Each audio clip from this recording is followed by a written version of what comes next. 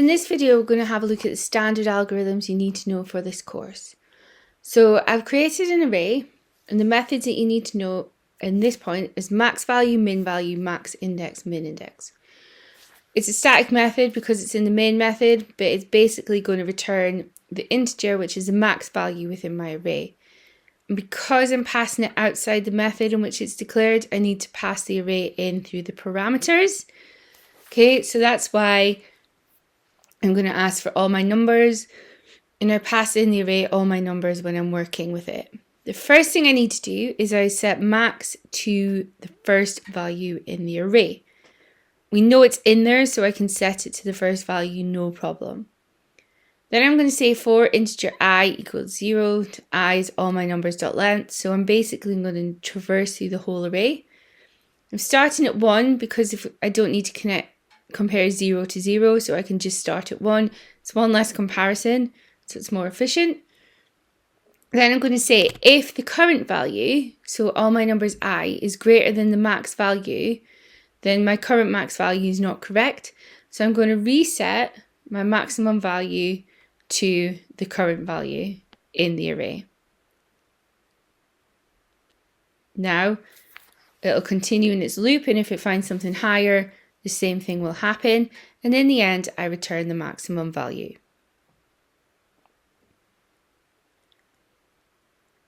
I'm going to do the same for int minimum, but to find the minimum integer, all I need to do is repeat the above, but instead of having if all my numbers I is greater than max, I put if all my numbers I is less than min, and that will find me the minimum value.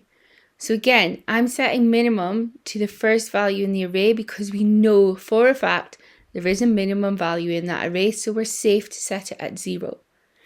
If we don't know if something is in there, we tend to set it to -1. Okay, again, I'm starting at 1 because we don't want to compare 0 to 0. We start at 1, one less comparison, more efficient. I don't think they'd remove marks in the exam if you started at 0. I'm just trying to show you the best case scenario. As you can see, I wrote if instead of for, but when I change that to 4 in a second, you're going to realize that all I had to do was change the crocodile round. I don't know the actual word for them. I've always been told they were crocodiles. So the less than or equal sign, I change it round.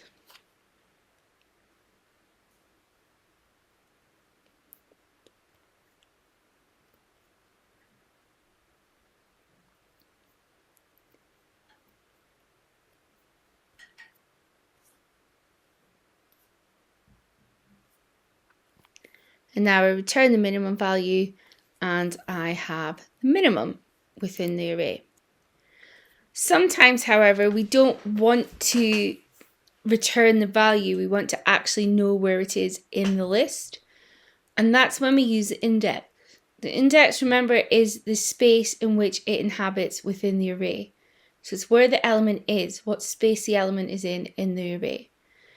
So I'm going to create a new method, public static int MaxIndex, which finds the space in the array with the highest value. So I'm going to set it again at 0. We know it's in there. So I'm going to set the max value to 0, and I'm going to set the index to 0. So I need a second variable to actually store the index where it's located. Then I'm going to traverse the array, the full array, again starting at 1, so we're not comparing 0 to 0. And I'm going to say if the current value is greater than the maximum value, then I'm going to reset max to the current value, but I'm going to also reset the index to the current index, which is I, because that is the space in which it inhabits in the array. And then I'm going to return max index.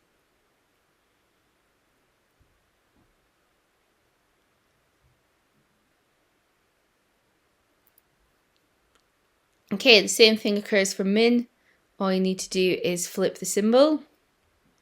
And this is what we can do when we want to find out if we have something in the correct space in the array rather than the actual value. It's really useful for searches.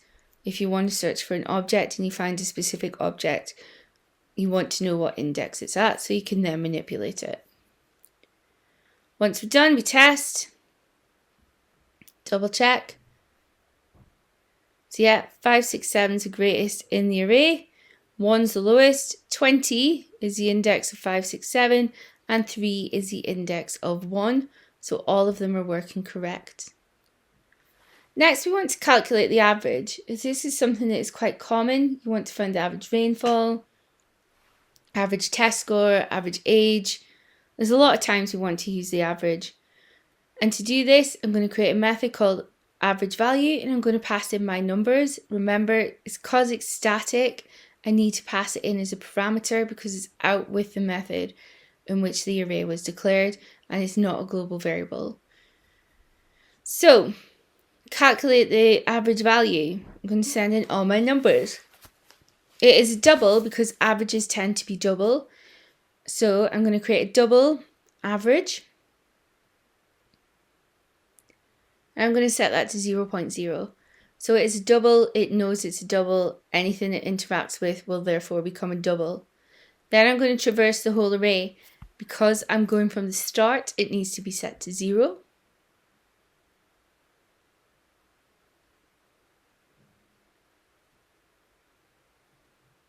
Now I'm going to add all the numbers together using average plus equals all my numbers I.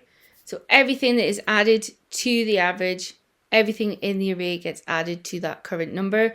So I get one big number at the end. And then to find the average, we all know that it's a total divided by the number of items we had. So it's return average divided by all my numbers dot length, which returns the beautiful average for all the values in my array. Test it. And here we go. The next one is moving values to the right. I'm not going to lie, I've never used this before. I don't know why you would use this, but the AP seem hellbent on you learning about it. So I'm just going to say memorize this method, memorize this algorithm. So I create the initial array, and then I create a new array, which is a default array, which is the same size as the array that I'm currently working with. And then I'm going to add the value to shift it by. So I want to shift it by 6. Okay, now, if it gets to the end, I want it to go back around, not fall off the end. So I'm going to traverse the original array, and then there's some magic formula for making sure we don't fall off the end, and that is as follows. So the new array with max absolute, and we do the current index plus the shift, and then we modulo it by the array.length. So that is the space in the new array that contains the number from the old array. Just memorize it. Then I set the new array to the old array. No, the old array to the new array. So everything's in its new space, 6 further down. And then I'm going to test it by printing it.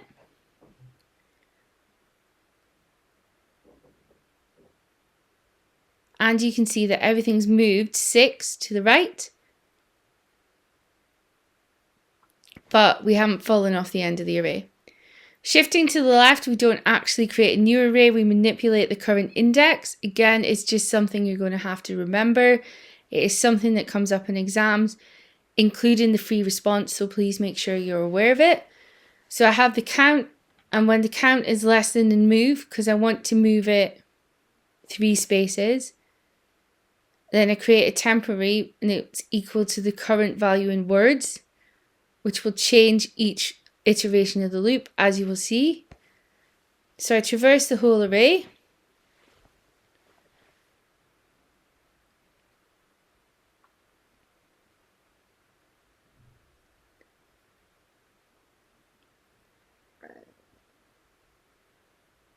And I say that the current value of words equals the next word.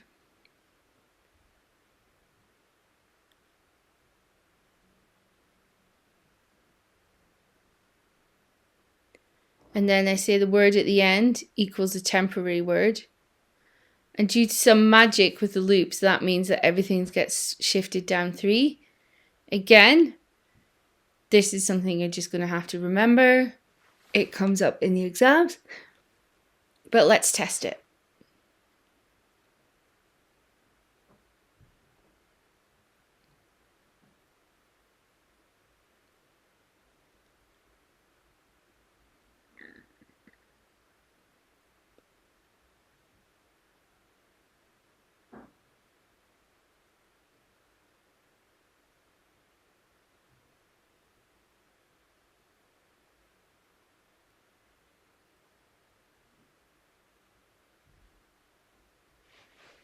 Okay, and as you can see, everything's moved down by 3, and it still makes some sense. The last thing, it's not in the specifications, but it's really good for you to know, is a linear search. So for example, if I wanted to find out every city in Ireland from my array a couple of programs back, then I could look through all of the array, and if I find that the country is equal to Ireland, I can print it out. Or if I was keeping a track of the index, I could return the index that contained that value, and then I'd be able to manipulate it at a later date.